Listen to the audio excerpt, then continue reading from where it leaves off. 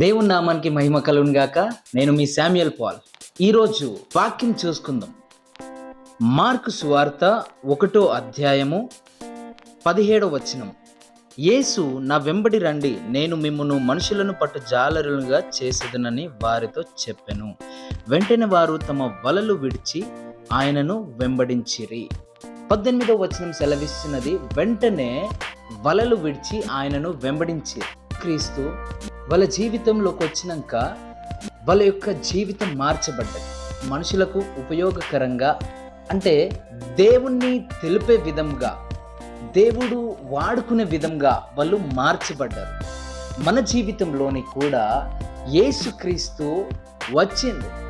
మన జీవితం ఇంకా మార్చబడట్లేదంటే మనము ఇంకా దేవుణ్ణి అంగీకరించలేమని అర్థం.